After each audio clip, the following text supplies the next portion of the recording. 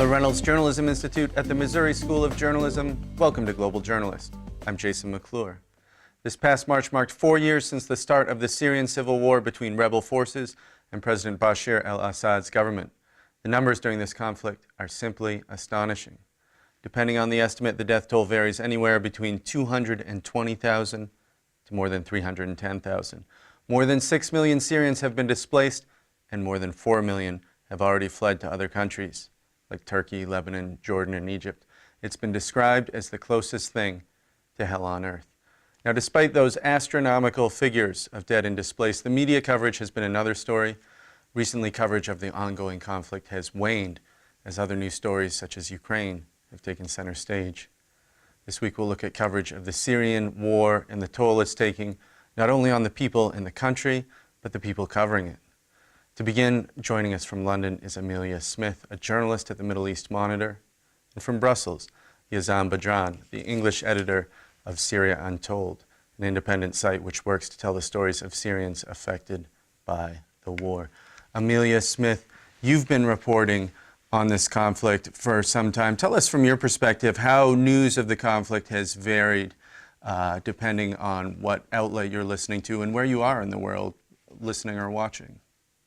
Well, I mean, in many ways, or to a certain extent, you can map the conflict in Syria through media coverage. So in 2011, Syria was the Facebook revolution, and it was all about citizen journalists recording protests and uploading them onto YouTube. And then Western governments were indirectly supporting the opposition by sending them computer equipment, and this was reflected in the Western media who were accused of being biased towards the opposition.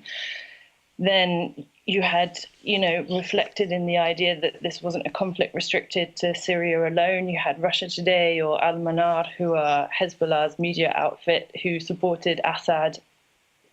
Then you had a journalist who resigned from the Qatari-owned Al Jazeera on the basis that it was biased. And then more recently, Assad's decision to grant the BBC a journalist an interview is this idea where Assad's suddenly not our enemy anymore, and perhaps he's going to be our ally in fighting ISIS. Yazan Badran, tell us a bit about Syria Untold. This is one of a number of native sites that have sprung up that have covered Syria in a new way, relying particularly on the stories of people who are living, everyday people inside Syria. Yes, well, Syria Untold started in 2012. At the time, there was a great amount of content being produced by Syrian activists, by Syrian civil society workers inside the country. They were producing and disseminating this content through social media and other Web 2 services. But at the same time, this content was fragmented, it lacked context, and this is why we started Syria Untold. We wanted to curate and aggregate this content. We wanted to add context to it, and we wanted to translate it so that we could bring the situation in Syria in all its complexity, rather than just simplify it to a Western audience, to bring it with this complexity, but with its context as well for national and international audiences. So how exactly is your news judgment different than, say, mainstream media? What types of stories are you running that you won't see elsewhere? Can you give us some examples? Well, to start with, we do not run a news website. We work on stories. We work on, for example, on covering the activities of civil society organizations in Syria. We profile the groups that are working inside the country, from civil defense workers, for example, in Aleppo and Daraa, to small-scale demonstrations or community radios in areas controlled by the opposition, for example, to alternative media and newspapers that are distributed in these areas. Amelia Smith, you've done some reporting on Palestinian Syrian refugees from the conflict. If I understand this correctly, these are people who are refugees from conflict in Israel, Palestine, or the descendants of refugees from conflict in Israel-Palestine who moved to Syria, never got a Syrian passport, were living there as refugees. Now they're war refugees again from the Syrian conflict. What are some of the challenges that these people face? Well, it's difficult because for Palestinian Syrians, they fall under the mandate of UNRWA rather than UNHCR. So whilst UNHCR offers protection, UNRWA doesn't. So as we've seen this week... UNRWA is the United Nations Refugee Agency, is that correct? Yeah. And so, more than 3 million people are trying to leave Syria. There's a UNHCR program which is resettling refugees in Europe, but this is only done through UNHCR. So if you're Palestinian Syrian, you're not registered with them, and therefore you can't be resettled through formal channels. Sorry. So basically, the people are sort of stuck. Then they don't have the same ability to travel as a regular Syrian would, and this is due to their special status. Yeah, well, for example, I interviewed a Palestinian Syrian recently, and he wanted to go to Jordan initially, so he traveled with his family to the border. At the border, they found out he was Palestinian Syrian, so they sent him back. Then he went to Lebanon. And then from Lebanon, he tried to make his onward journey to Europe. So being a Palestinian Syrian is just a lot more difficult than being Syrian. Yazan, Badran, tell us something about this story that was covered recently by your site. There was sort of an online phenomenon called Syrians Are Not Numbers. What was that campaign? Well, about a year ago, a cache of documents and photographs were leaked from an Al-Assad detention center, and it meticulously documented all the people who were tortured to death by Assad's security forces. So you had photos of victims of people who were dead with number tags on their foreheads. And over the past year, several efforts to document the names of these people have surfaced. And a few months ago, an online campaign was launched with many Syrians around the world tagging their foreheads in solidarity with the victims, and to say that these victims are not just numbers. These are people with families who were detained, who were tortured, by the coercive powers of the Syrian state represented by Bashar al-Assad. And if this is not an atrocity in itself, then we really don't know what is.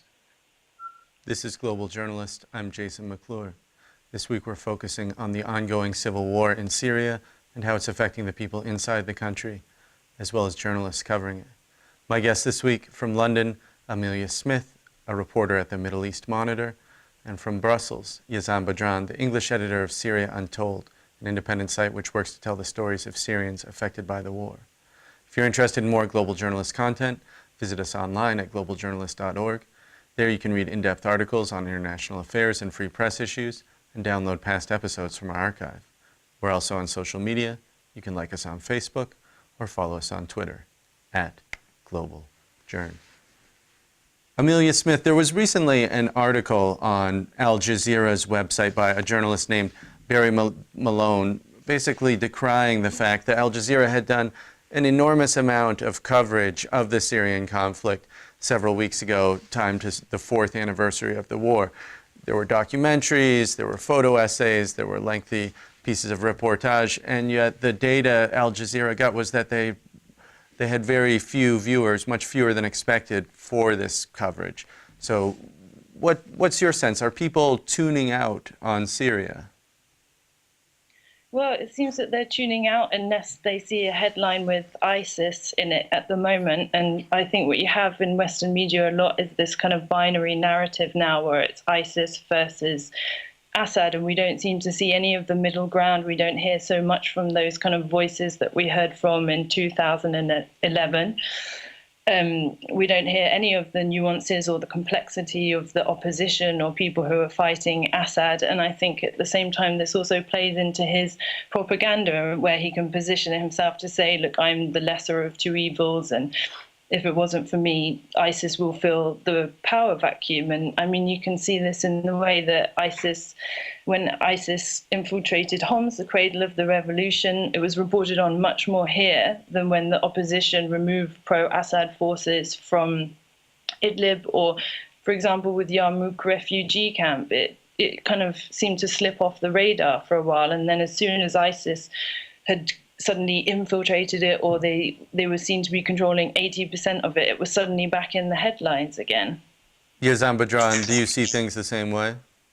I agree completely, and I think this is very counterproductive, because media provides frames of reference for people. So when mainstream media adopts this paradigm between this duality between Assad and ISIS, or this duality of a civil war in Syria, like you presented the program that it started 4 years ago, you are, or the media is playing on this narrative. It's giving people ready-made conceptions of two warring parties that are similar in stature, that are similar in the firepower they have, and that are similar in their complexity. These are not two monolithic entities. There are a lot of complexities within the opposition. There's a lot of complexities and contradictions within the regime, and these complexities are not being shown to the Western audiences. Amelia Smith, just to turn you to a different subject, you've done some reporting on the challenges of refugees from the Syrian conflict in Europe. How are they welcomed when they get to Europe, when they get to a place like Greece, Italy, the United Kingdom? Well, I guess that depends on which country they're arriving in, because people say that refugees seek asylum from Greece because they always get treated so badly there. In terms of the UK, judging by the UNHCR program, the vulnerable relocation scheme I was talking about earlier, we've taken about 100 Syrian refugees through official channels. Given that kind of Germany and Sweden have taken around 20,000 each, and the UN asked for Europe to collectively take 130,000, I mean, what does it mean? It just means that refugees, they're desperate. They'll find harder and more dangerous ways to get here. We saw on Sunday some kind of 900 drowned trying to get to Europe, and then which puts the total this year in 2015 alone already at 1,800 refugees who've died trying to cross the ocean to get to Europe. And of course, these are refugees from not just the Syrian conflict, but from elsewhere in the Arab world and in Africa, correct? Yeah, but among them are Syrian refugees, but yeah. Yazan, Badran, what do you think the future holds in this conflict here? Do you see that things are starting to move towards the end game now, or are we in sort of a permanent period of stasis? Well, it seems that we are in a bit of a limbo, because Syrians themselves on either side don't seem to have any power of initiative anymore. It seems like it turned into a geopolitical conflict where Russia, the US, and regional power players have all the tools to end the conflict, and this is the real problem, because the underpinnings of the conflict are political, and if to reach a political compromise, you need the Syrians to sit together and have that kind of power of initiative, or else you won't be able to solve the political and economic problems that were at the outset of this conflict. Amelia Smith in London, with just a minute left, where do you see things going? Are you optimistic for the future of Syria? Well, I think in terms of this binary narrative, Assad versus ISIS, we need to think about all the people who are doing good humanitarian work, raising money to build schools, to lobby the British government, to translate citizen journalism. And at the moment, people aren't donating to Syrian charities in the UK as much anymore because they just see the money is just going to ISIS because we have none of those nuances. And also, I think we need to think back to 2011 and what were people asking for. And in the beginning, they were asking for a more inclusive political system. Assad started killing them, so they were asking him to stand down. And I don't think there can be a future for Syria without Syrians having what they want. Amelia, Smith, Yazan, Badran, thanks for joining us. I want to remind our listeners that if you're interested in more Global Journalist content, visit us online at globaljournalist.org. There you can read in-depth articles on international affairs and free press issues and download past episodes from our archive. We're also on social media. You can like us on Facebook or follow us on Twitter at globaljourn. Now we'll look at how the conflict is affecting not just the people on the ground, but the people who are reporting on the conflict. Joining us from Toronto is Dr. Anthony Feinstein, a psychiatrist and trauma researcher at the University of Toronto. For some years, he's been studying the psychological health of war reporters in conflicts from Bosnia to Afghanistan to Iraq. He's recently published some fairly alarming findings on war reporters who have covered Syria. Dr. Feinstein, welcome to Global Journalist. Syria has been called one of the most dangerous places in the world for journalists. Something like 80 journalists have been killed, more than 90 have been kidnapped. Tell us about your findings when you study people who have been there to report on this conflict. How are they affected by it when they come home psychologically? So we did a study looking at Western journalists who are working in Syria, and we compared the data from this group to another group of journalists who had been working in Iraq during the height of the war in the around about 2004, 2005. The data that we collect on journalists look at things like depression, post-traumatic stress disorder, anxiety disorders. We also look very carefully at the demographic composition of the sample. And we noticed a very clear difference between the Western journalists working in Syria and the Western journalists who had worked in Iraq. To begin with, the demographics are different. The journalists working in Syria now are far more likely to be freelance journalists compared to our Iraq study. And we also see a much higher percentage of women doing this work. So when we collected the Iraq data, about 20% of the journalists were women, and that percentage is almost doubled in terms of our current sample of journalists working in Syria. So you see a very big demographic shift, and that's important because when you look at behavioral responses, there's some very clear gender differences in terms of things like anxiety and depression and PTSD. The main finding with respect to the psychological health of the journalists is that you see a lot more depression in the journalists working in Syria. We didn't find a difference in terms of post-traumatic stress disorder, and in some ways that's understandable because what the journalists are exposed to is extraordinary.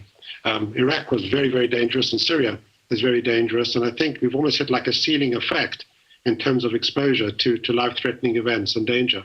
And that's perhaps why we're seeing a similar profile with respect to PTSD symptoms. But when it comes to depression, we saw a lot more depression in the group working in Syria, a lot more feelings of hopelessness and despair, a pervasive sense of sadness, and a real sense of, is it worth it? Are we making a difference in terms of this kind of work? Sorry, so you were saying that in terms of PTSD, post-traumatic stress disorder, journalists in Syria and journalists in Iraq were affected basically at similar levels. But when it came to depression, long-term depression, that Syrian journalists were much, much worse affected.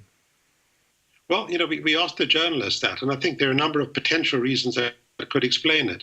I mean, Iraq was very dangerous for journalists, but at the end of the day, the Western journalists working there could go back to a safe house.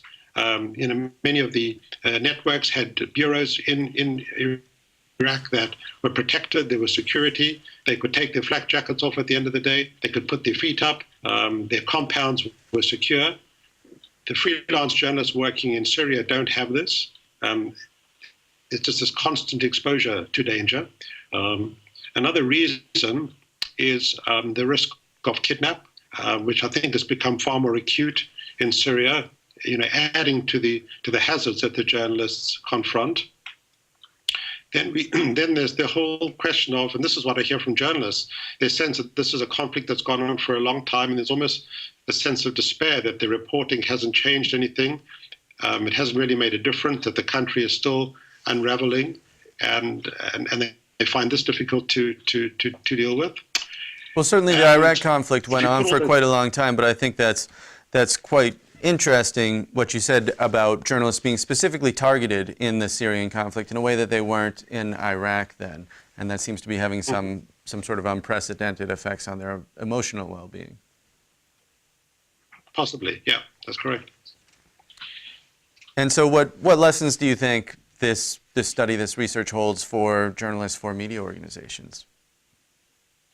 Well, I think it's a message that we put out for the past 15 years, that when journalists go into very dangerous areas, they are at risk for developing some psychological difficulties, and they should receive help for it. I mean, it would be unheard of for a journalist who is physically injured not to receive help for it. If a journalist breaks a leg or an arm or gets wounded, it's taken for granted that journalist will receive help. But if a journalist develops a psychological wound, that's often overlooked and neglected. And the conditions that we've spoken about, post-traumatic stress disorder, depression, these things are treatable.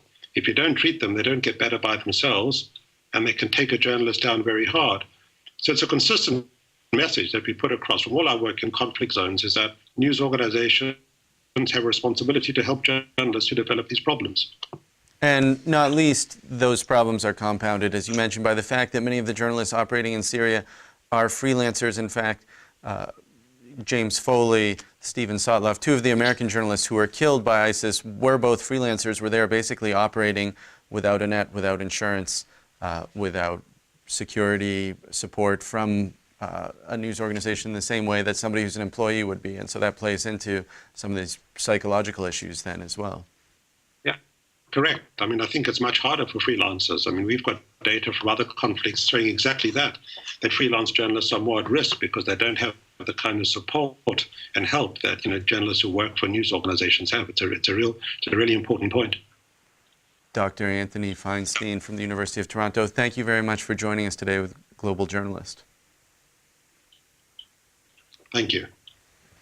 Amelia Smith in London, I wanted to turn back to you to discuss one other point here. You had mentioned earlier that coverage of the Assad government and pro-Assad forces has changed over time. How do you think that has sort of shaped our view of the conflict, shaped our narrative of the conflict?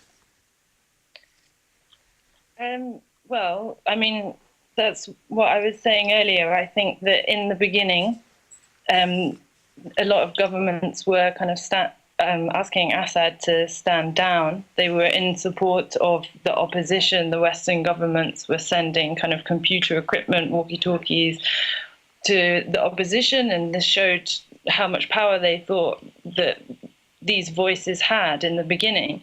And now, more recently, they're seeing Assad as, a potential ally. Like the US, for example, they're not asking Assad to stand down anymore, and they're just asking him to stop killing people, and just as if they think ISIS is more important, and Assad is the only person who they can help stand up against them. Yazan, Badran, you just heard Dr. Anthony Feinstein talking about some of the psychological issues faced by journalists who have reported on this conflict. And in fact, right now, there are very few Western journalists that do get inside Syria, portions of Iraq, to report on the conflict. How do you think this has shaped our view of it? Well, it has significant repercussions in the sense that you see in a lot of media reports that they cannot verify any of the information that is being transferred to them from inside Syria. And this leaves a cloud of doubt about anything, from the chemicals attacks in Ghouta to any other atrocity or massacre.